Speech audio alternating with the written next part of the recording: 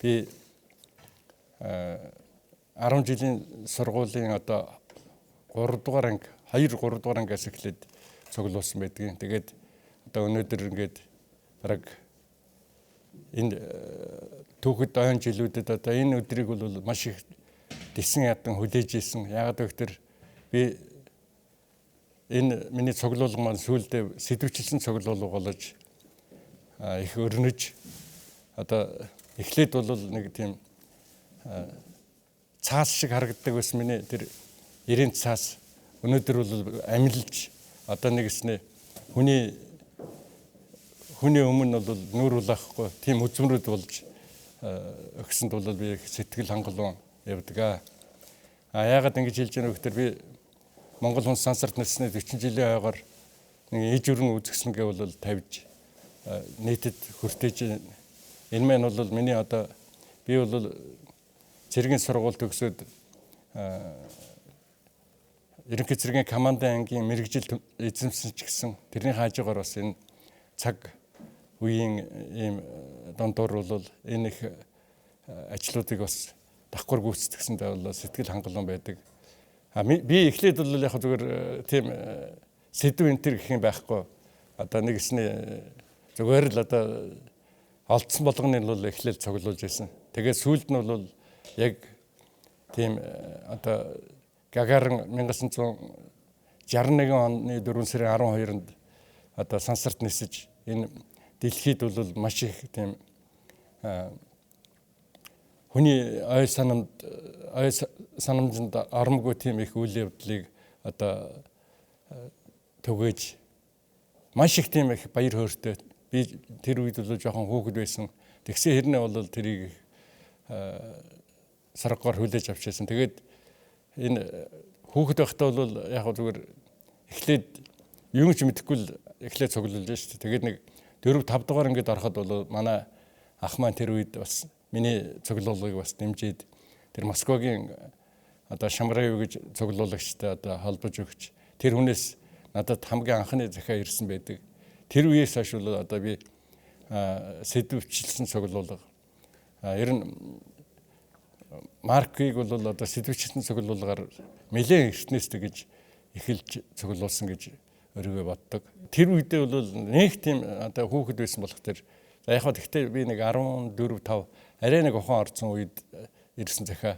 Тэгээд захианы гадна талын нүүр нь болох тэр одоо Гагарины сансарт нисний 5 жилд ойд зориулсан тэр анхны өдрийн дугтыг гэж байдаг. Тэн дээр бол одоо манай ахын хаягаар тэр тусмаа миний нэрээр одоо явуулсан анхны одоо захиа. Тэрүүгээр их алдартай. Би тэгээд яг тэр үеэс л одоо бүр их гүнзгий мэдэрч одоо ер нь сансрын хөлгөөр сансарт тэр хүн ниссэн ой тохиолдуулаад ингэж марк цуглуулах нь их ач холбогдолтой юм байна. Тэгээд энэ ач холбогдлын бол өнөөдрийг хүртэл одоо ингэж мэдэрч байгаадаа маш их баяр жаргалтай байдаг. Тэр үед бол манай ахыг чинь хэлдэг байсан л та. Аав ээж маа ч гэсэн. Миний хөө зөв чиглэлээр юм цуглуулж чадах юм бол хойштоо бол үр дүнд хүрнэ гэд. Тэгээд яг 15 мөнгө гэж ярина шүү дээ. Тэр үед бол тэр мөнгөний үнцнийг бол бүр тэр хүүхэд байхасаа л одоо мэдэрчээлээ. Тэгээд 20 мөнгө байлаа гэхэд хүүхэд нэг жихэр аваад идчихдэг байхад би бол нэг 2 марк авахын төлөө ингэж зүтгэдэг байлаа. Тэгээд тийм хүмүүжил бол намайг үдий зэрэгт бол хүргэсэн гэхэд одоо бас одоо арай дэгс ч гэсэн ер нь тиймэрхүү талаас бол байсан. Тэгээд сүүлд бол яг амьдрал зохиогоод 1982 онд одоо энэ нислэг явсны дараагаар манай Монголд алтан марк гарсан байдаг 30 ширхэг. Тэгээд тэр 30 ширхэг алтан маркыг авахд бол 1980 төгрөг гэдэг бол тэр үед бол одоо миний бараг 3 сарын цалинтай тэнцэхэр тийм мөнгө байхгүй юу. Тэгээд тэрийг би одоо ахын төлөө ерөөс 10 хүнд одоо бараг тэр чинь намын төв хороо тэр үед чинь одоо бүх юм хаалттай байлаа шүү дээ. Тэгээд тэр цуглуулга хийхэд хүртэл одоо тийм хориотой. Тэгээд нэг 10 хүн зөвшөөрөл өгөөд Бүр нэрээ бичүүлэн байж ингээд яагаад. Тэгээд би бол эхнэрдээ хэлээгүй, ээж аавдаа хэлэхгүй шууд одоо тэгээд 1980 төгрөгийг бол яаж игээд олсон. Одоо нэгэсний дараагийн сарын цалин тэгээд амралтын цалин одоо тэр яг ажиллаж байсан тэр 3 сарын цалин ингээд ачаа тэгээд ирэхэд бол за би ч одоо нэлийн их сэтгэл их одоо өвдсөн тийм байдалтай. За манайхан ч одоо намайг яаж хүлээж авах болоо гэсэн тийм сэтгэлтэй ирж илээ. Тэгэхэд бол манай эхнэр чамд хэрэгтэй л бол чи тэр зүйлдээ ашигласан байл одоо болоо штэ гэд надад их урам өгчээсэн. Тэрүүгээр бол би бас их одоо миний цуглуулгын ажил бол маш их тийм өрөвдөлттэй, маш их тийм гоё дардан замаар бол эхэлсэн. Тэгээд ер нь ач холбогдол нь бол асар ихээ. Тэгээд Монголын улаан номд орсон амьтдын тухай алтмарк гарсан. Одоо тэр бол нэг мэдхгүй ер нь бараг 20 сая маяар олж гэнэ байж байна. Нэлээд үнэтэй болсон. Ягаад тэрийг тэгж хэлж гэнэ вэ гэхээр одоо бол яг тэрийг дуурайлгаад одоо нэлээд тийм хурамчин тэр юм бол гарч байгаа. Жинхэнэ ориг нь болох тэр бол ер нь бас нэг тийм хэмжээтэй болов гэж би бодож байгаа. Жигүл машин бол хүнтэй байсан баг. Нэг воолог машины үн байсан болов би тэгж бодож байдаг. Воолог за тийм л баг. Ямар ч хэсэн тэр манай нэг найз маань нэг мотоцикл авч унтахад л 1300 хэдэн төгрөг боллоо гэж хэлээ. Нэг тийм л үг хэлжсэн. Тэр чинь нэг за воологч арай хөрөхгүй ч гэж мэдчих зүгээр.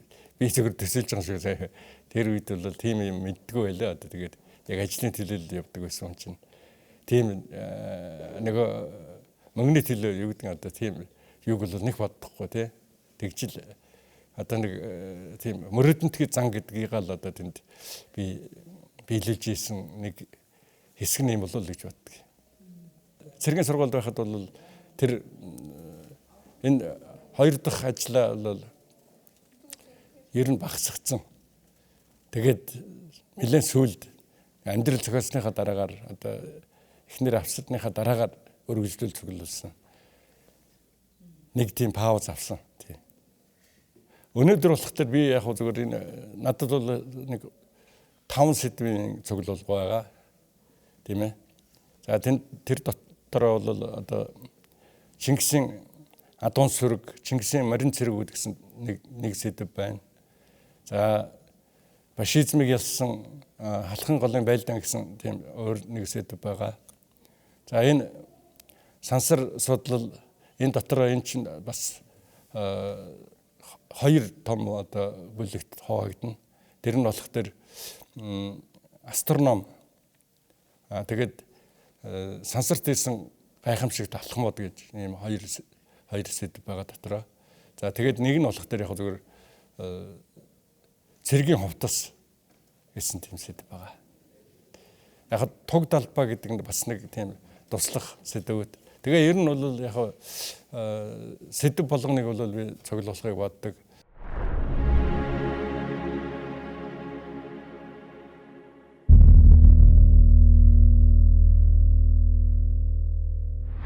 Хамгийн онцлсон одоо миний гөрөгчд зориулсан би нэг хоёр докторийн дээр л ярих гэж бодож байна. 1900 тэр гайхамшигт өдөр бол манай эхнэр дүүдээ одоо загтал өччихсэн. Тэр загтлын догтой өнөөдөр ингээ хадгалагдаад ингээд энэ үзмэрт ороод явж байна. Тэгээд энэ 20 жилийн ойгоор бол манай одоо Баатрин маань ой болж биднес бол үзэгсэн гаргаж ялаа. Тэгээд энэ ойд бол оролцсон Оросын болон манай одоо сансрын нисгчдийн гар үсгтийн догтой ингээд 7 сансрын нисгчийн гар үсгтэй догтой байдаг. Одоо өнөөдөр ихэд бол энэс 2 нь тэнгэрийн оронд очсон байна. Тэгээд одоо 5 сансрын нисгчийн одоо өнөөдөр амьдарч байна. гэх хөвчлэнгээр ингээд түүх хэрэх юм бол одоо эн чинь одоо ингээл хоёр нь байхгүй болчих учраас энэ одоо дараагийн юм дээр одоо ирээл гар үсэг зурхад бол бид өшөө цөөхөн хүний л гар үсэг авч чадах нь шүү дээ. 1961 онд зөвлөлтийн иргэн Юрий Алексеевич Гагарин сансарт ниссэн тэр өдрөөс хойш одоо 60 жилийн хойг мөн одоо хэдэн хоногийн дараагаар бол тэмдэглэх одоо тэр ажил явагдаж байна. Тэгээд би бас энэ дээр Гагариныг одоо бас Гагарины цуглуулгаас бол бас нэг хоёрыг тайлбарлая гэж бодож байна. Гагарины одоо сансарт ниссэн 50 жилийн хойд зориулсан энэ хоёр тогтоог бол би онцолж өнөөдөр тайлбарлая гэж бодож байна. Тэгээ энд бол зөвлөлтийн одоо Москва хотын цуглуулагч Позняхаархаа битэрийн хооронд явуулсан хоёр тогтоо байгаа. Нэгэсний тэндээс Оросоос бол 2011 оны 4 сарын 12-нд наашаа бичсэн захидал би эргүүлээ тэр хүнд бас 4 сарын 12-нд бичсэн ийм хоёр захидлын тогтоо байгаа. Энэ хоёрыг би яагаад ингэж яах вэ гэхээр 10 жилийн дараа гэхэд энэ хоёр тогтоо маань ингээд их үнцэнтэй ийм цуглуулгын дээж болоод ингээд явж байна. Тий. Тэгээд тэр үед бол бас энэ сансрын шуудан гэж одоо хөлгийн шуудан гэж ярьдаг. Тэр хөлгийн шуудангийн бас зүйл бас манай тэр найз маань явуулсан байсан. Тэгээ энэ гурван одоо тэр тогтоог бол би энд ингэж дэлгэж харуулсан. Одоо тэрийг би та нарт бас давхар харуулъя гэж бодож байна. Энийг болох төр би Позняхаархаа гэж их айхтар нэртэй хүн байгаа. За тэр хүнээс над руу явуулсан захидлын тогтоо энэ байна. За тэр нөгөө сансарт бүхээгт дарсан томхтой тогтоо гэж байна. Энэ ингээд ийм гурван тогтоог би онцлоод ярьж байна. Тэр би түрүүн ярьжсэн нөгөө хүүхэд байхдаа хамгийн анх хүлээж авсан тогтоо гэдэг энэ Чинбат Почтой яшиг 609 Улаанбаатар Монголиа гэдэг энэ Шамраа юу гэж хүнээс тийм захидал хүлээж авч ирсэн. За энд болох тэр Виктор Васильевич Горбатко гэж нисгэгчээс энэ Николай юу гэдэг нисгэгчэд явуулсан захидлын тогтоо байна. За энэ Гайн гэдэг улсын одоо энэ маркийг одоо үлгэдэж авах их зураг гэж ярьдгийн ийм том их зургийг би бас олж энэ цуглуулганд тавьсан. Ингээд Гагарины юу бол одоо минийх баг одоо Гүрэрэгч Баатарт цуглуулсан цуглуулгаас бол бас нэлээд их илүү цуглуулга байгаа надад. За энэ би бас түрүүн нөгөө астроном судлалаар цуглуулга гэж ярьжсэн тийм ээ. За тэгээд энэ дээр Коперникийг ярья тийм ээ. Коперник нь болох тэр одоо 1500 жилийн өмнө одоо төрж одоо энэ шинжлэх ухааны ололт амжилтыг үндэслэгч гэж хэлэгддэг тийм хүн байгаа. За тэр хүнийг бол одоо Польш гаралтай Польшид төрсэн хүн байхгүй юу. Тэгээд тэр хүнийг бол Германод бол бас манай улсын хүн энэ төр гэж тэгээ өөрийнхөө хүн болгоод ингээд маркан дээр гаргачихсан байгаа. Энэ 1942 онд астрономийн хамгийн анхны марк гэж би миний цуглуулд дарсан хамгийн анхны марк гэж энэ маркийг хэлж байгаа. Тэгээд энэний дараагаар нь энэ 1957 онд энэ Парис хот одоо энэ Италийн энэ марк бол бас торгон марк. Энэ ийм одоо үнэтэй зүйлүүд бол миний цуглуулс байгаа. Энэ 1957 онд намайг төрснөөс хойш нэг 4-5 жилийн дараа гаргаж ирсэн марк байгаамаа. За энэ одоо дэлхийн бас нэг гайхамшигт хүмүүсийн нэг энэ Галилей бол одоо энэ сансар окторгыг дурандах хамгийн анхны дуранг бол бас гаргаж ингэж энэ ололтоор бол өнөөдөр бол одоо энэ од гарагсыг бол дурандаж бид нөөс ингэж ажил үйлсээ хийж явдаг. За тэгээд энд нэг хэдэн тогтоо үе бас ярих гэж бодлоо. Энэ жишээлбэл би өнөөдөр одоо энэ гадагшаа явуулах байгаа захианууд байна. Одоо надтай яг мөр зэрэгцэж цуглуулга хийдэг энэ Филиппины хүн байна. Энэ Урмины хүн байна. Урмын. За энэ Германых байна. Эднээс бол бүгдээр ингээд дандаа хөлгийн зурагтай байгааз би ингээд яг 3 сарын 22-нд ингээд бичсэн захианууд байгаа. За энэ болох дээр Болгарын хүнд байна. За энэ Польшийн хүнд байгаа. Ингээд ийм олон улсуудтай ингэж харьцаж энэ хүмүүстэй бол ингэж захиагаа бас явуулж идэг юм аа. Энэ бас энэ дээр бас нэг тийм тусгай тамга гэж гардаг байхгүй юу? Тийм ээ. Тусгай тамга. Жишээлбэл энэ гүр эрчигийн юм дээр бол тэр сансарт хийсэн анхны тэр сансрын шуудан гэж тэр тамга бол өнөөдөр байхгүй шүү дээ. Яг тухайн үед нь дарагдал өнөөдөр бол тэр чинь үнэт зүйл бол ингээл нөгөө цуглуулагчид одоо тэр зарим нэг идэвхтэй хүмүүсийн гар дээр л очсон байж байгаа. Өнөөдөр бол тэр худлаан дээрээс дуусчихсан тийм ээ. Одоо тэр 40 жил гэдэг чинь тийм л байгаа. Тийм. За яг хөө миний мэдж байгаагаар манайд бол яг хөө зүгээр бид ингээд нэг 10 гаруй хүн миний мэдж байгаагаар тийм ээ. Нэг 10 гаруй хүн бол яг сансараар одоо цуглуулга хийдэг.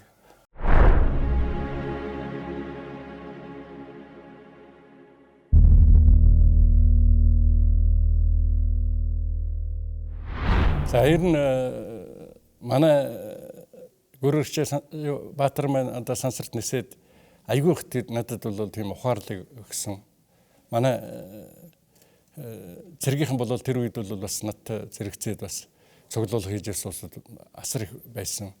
Тэгээд би энэ дээр юу ч хэлэх чинь үгтэр хүн ямар нэгэн юм тууштай цуглуулах юм бол тэрийг мэдхийн төлөө бас зэрэгцүүлээд одоо сонин хэвлэлээс өксүүлээд ном зохиол одоо тэгэл бүх талаас нь судлаж мэдхийн төлөө их мэрийдэг л дээ.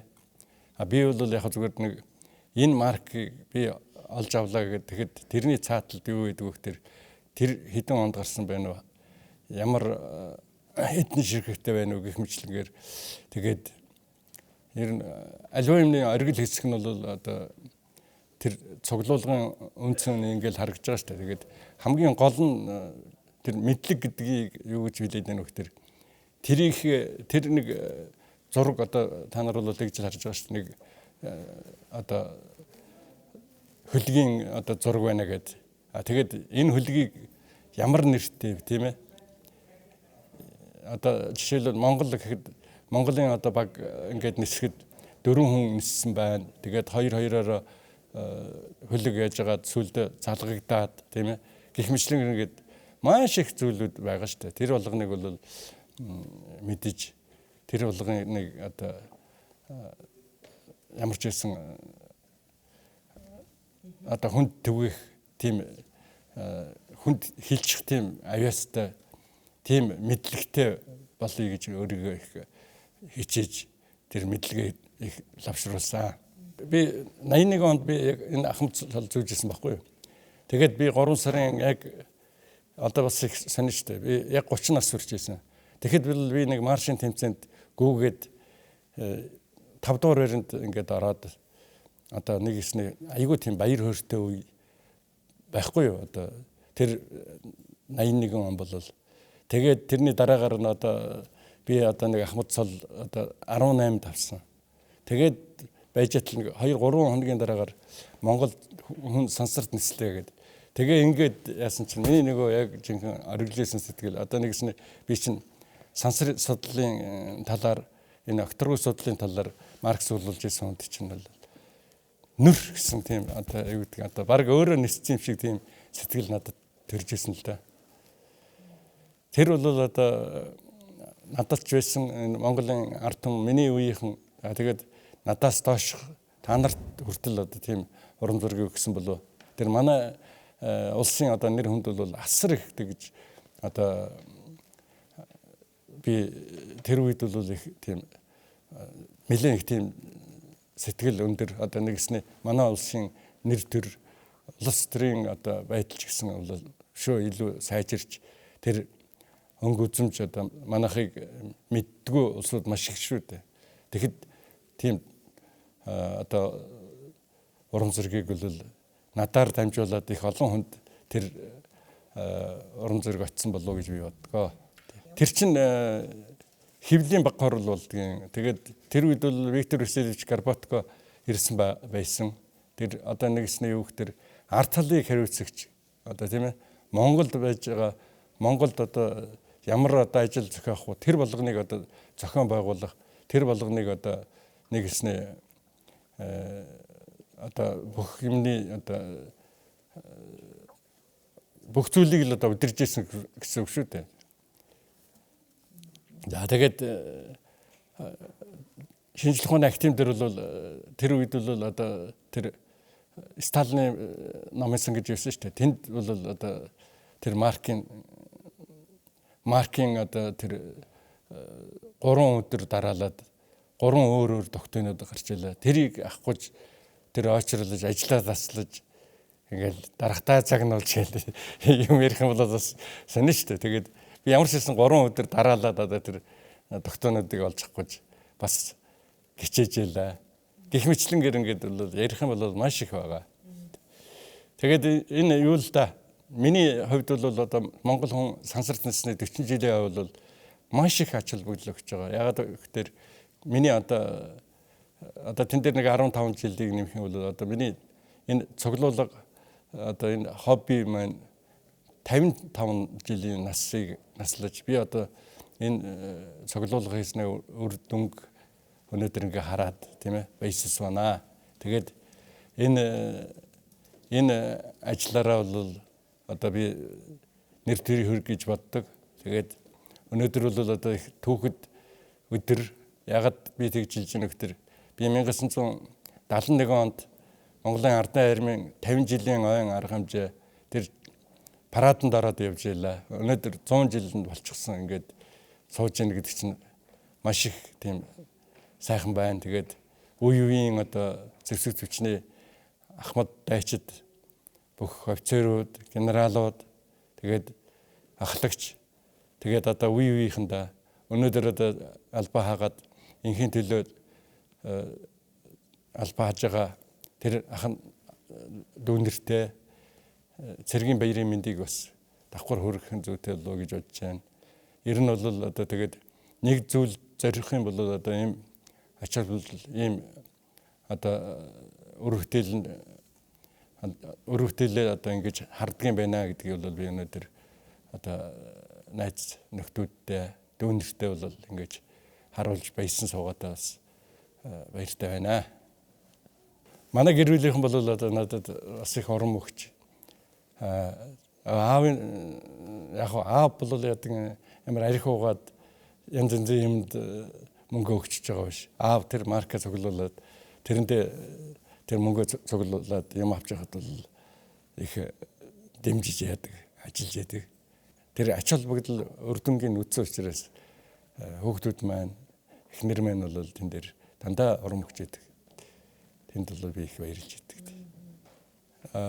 Миний боловсрол бол тийм их мундаг хүн биш шүү дээ. Би цэргийн сургуульд өгсөн. Одоо Оросоор нэг хальт хөлт дээр нь за яг нэг Оросоор бол би ямар ч хүнтэй нэг 8-ийнхаа төрлийн юмыг бол хийчдэг. Нэг тиймэрхүү л яагаад.